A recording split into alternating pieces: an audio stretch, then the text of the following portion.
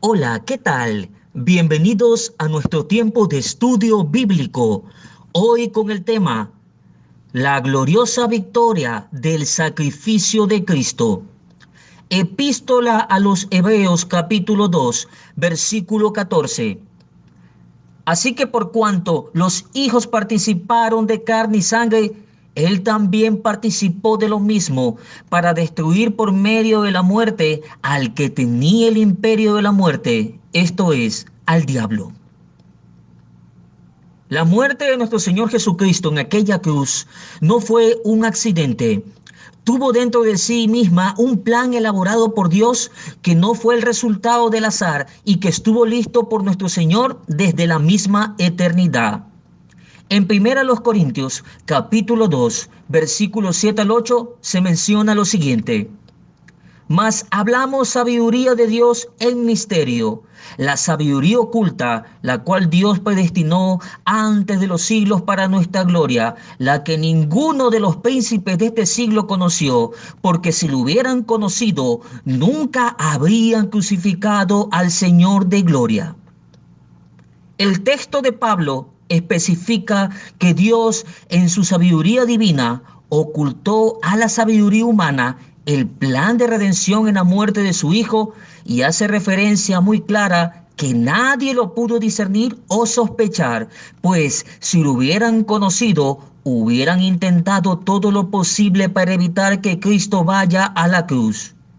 En Hebreos capítulo 2, versículo 14, el autor nos explica este asunto y detalla la manera que nuestro Dios diseñó para ejecutar el plan de redimir a los hombres de sus pecados y librarlos de la muerte eterna. Para empezar, número 1, el Mesías tendría que vestirse de humanidad.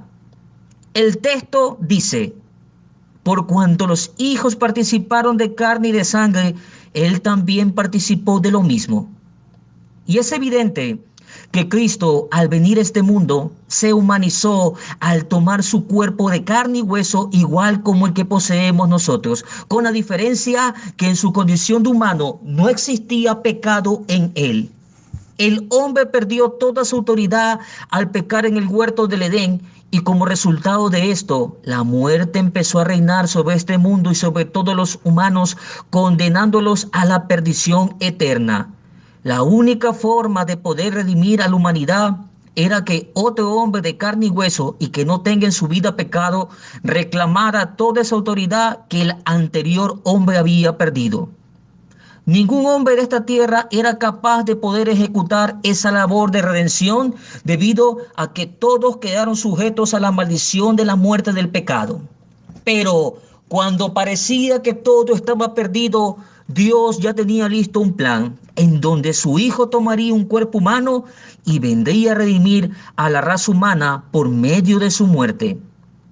En Hebreos capítulo 10, versículos 5 al 7, vemos que Dios le preparó un cuerpo y este fue el que recibió en el vientre de María cuando fue concebido por el poder del Espíritu Santo. Cristo se vistió de humanidad y su humanidad era perfecta porque era una vida que no estaba sujeta a la maldición del pecado, pues no había pecado en él. El requisito fundamental del hombre que viniera a redimir el mundo era que su vida fuera perfecta y no tuviera pecado. Y Cristo llenaba esa exigencia. Jesús, siendo humano, tuvo que cumplir con todas las obligaciones que usted y yo tenemos. Por ejemplo, tuvo que trabajar para mantener su casa. Sintió cansancio, sintió hambre y hasta lloró. En su condición de humano experimentó cada cosa que usted y yo como humanos pasamos. En Isaías capítulo 7 versículo 14, el término Dios con nosotros es una expresión que indica que el Cristo vendría y se encarnaría en un cuerpo humano y de esta forma habitaría en medio de nosotros. Número 2. El Mesías utilizaría a la muerte a su favor para cumplir con sus propósitos redentores. El apóstol Pablo nos deja muy claro que los príncipes de este mundo ignoraban el plan divino sobre el sacrificio de Cristo por la humanidad. Dentro de ese grupo que ignoraban los planes de Dios estaba la misma muerte. La muerte por muchos siglos sujetó a condenación a todos aquellos que morían sin la esperanza de que alguien viniera y los pudiera libertar de sus manos. Hebreos capítulo 2 versículo 14 en su última parte dice: Cristo por medio de su muerte destruyó al que tenía el imperio de la muerte, esto es, al diablo. La muerte y Satanás pensaron que al aportar con su maldad a la muerte del Mesías, lo habían destruido totalmente y se gozaban viendo cómo se dirigía a la cruz en medio de las peores torturas que un hombre pudiera soportar. Para ellos todo marchaba bien, hasta que de pronto en aquella cruz se escuchó decir a Jesús las siguientes palabras: consumado es.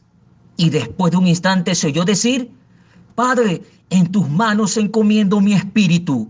En ese momento, Cristo moría, redimiendo de esta forma a toda la humanidad, y en el mundo espiritual, la muerte, Satanás y el mismo infierno se estremecieron con gran temblor al ver que Cristo los había vencido y les había quitado la autoridad de condenar a los hombres a la perdición eterna, y tomó en sus manos las llaves de la autoridad de la vida y de la muerte para declarar por medio de su sacrificio la entrada al cielo eterno a todo aquel que pone su fe y vida en él.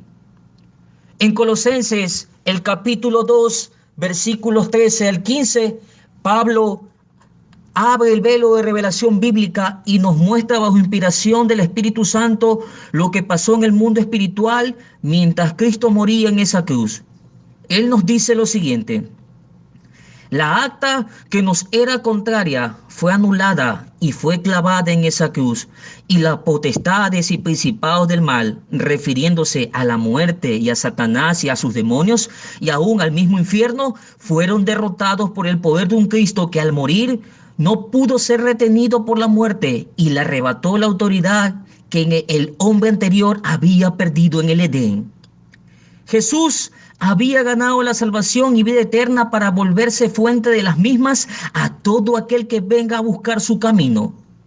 En Primera de Pedro, capítulo 3, versículo 19 al 20, nos menciona algo muy interesante y nos dice que Cristo le predicó a los espíritus encarcelados y que en otro tiempo fueron desobedientes, en el tiempo de la paciencia de Dios, en el cual Noé preparaba el arca. Pero ¿a qué se refiere el autor bíblico al decir que Cristo le predicó a los espíritus encarcelados?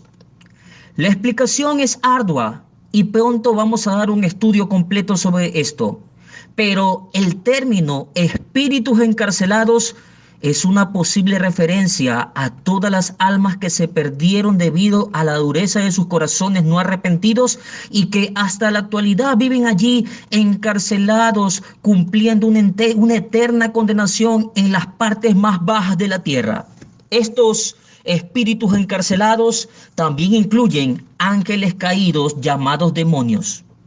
Y cuando el texto dice que Cristo fue y les predicó, no se trata que nuestro Señor tomó una Biblia en mano y fue visitando celda por celda predicándoles el evangelio que usted y yo conocemos. El término predicar usado en este texto significa proclamación pública. Es decir, cuando Cristo estuvo allí, la muerte no lo pudo retener, pues la había vencido y proclamó su victoria ante toda esa generación rebelde, demostrando con su sacrificio que fue capaz de traer salvación a todo aquel que ponga su fe y vida en él. Ver esto hizo que estos espíritus encarcelados sintieran el dolor de no haber confiado en Dios cuando tuvieron la oportunidad de hacerlo. En Efesios capítulo 4, versículos 8 al 13, el apóstol Pablo también aporta información y nos dice lo siguiente: que Cristo descendió a las partes más bajas de la tierra y llevó cautiva consigo a la cautividad. Pero, ¿a qué se refería el apóstol Pablo cuando dijo todo esto? Pues, cuando Cristo murió físicamente, su alma descendió a las partes más bajas de la tierra, descendió al mismo Seol y llegó a un lugar que Lucas capítulo 16, versículos 19 al 31 lo denomina el seno de Abraham. Este se ubica en el Seol y era el lugar donde iban aquellos que morían poniendo su fe en Dios. Recordemos que antes de que Cristo viniera a redimir a la raza humana, las personas que morían y eran considerados como justos por tener su fe en Dios, sus almas eran dirigidas a este lugar llamado el seno de Abraham, pues aún no había entrado al cielo porque Cristo aún no había venido a efectuar el sacrificio redentor. Las almas justas que llegaban se ubicaban allí a la espera de ser redimidos por el Mesías, mientras que los otros que morían en rebeldía, como es el caso del hombre rico, ya se encontraban en tormento dentro de las profundidades del Seol. En la época que morían los patriarcas o los hombres de Dios, si notamos bien, al momento de indicar sus muertes, se usa el término durmieron con sus padres o fueron reunidos con sus padres. Segundo libro de Reyes, capítulo 2, versículo 10 dice, David murió y durmió o fue reunido con sus padres. Génesis capítulo 49, versículo 33 nos dice, Jacob murió y durmió o fue reunido con sus padres. Pero, ¿por qué razón la Biblia usa esta expresión? Pues la respuesta sería que ellos morían siendo declarados justos por su fe en Dios y sus almas eran reunidas en el seno de Abraham para esperar que el Mesías los llevara con él al cielo. Por esta razón, cuando Cristo estaba en la cruz, le dijo a aquel ladrón, hoy estarás conmigo en el paraíso, pues descendió al Seol y se llevó al cielo consigo a todos aquellos que estaban en el seno de Abraham. Y uno de los primeros en entrar fue este ladrón, quien se arrepintió y aceptó a Cristo en su vida minutos antes de morir. Lo cierto del sacrificio de Cristo es que Él venció la muerte y nos dio la salvación a nuestras almas y hoy tenemos entrada directa al cielo. Valoremos su sacrificio y vivamos una vida dedicada a su servicio. Ministerio de Enseñanza Cristiana, Revelación Bíblica al Mundo. Autor de este estudio, Maestro Bíblico Armando Merchán.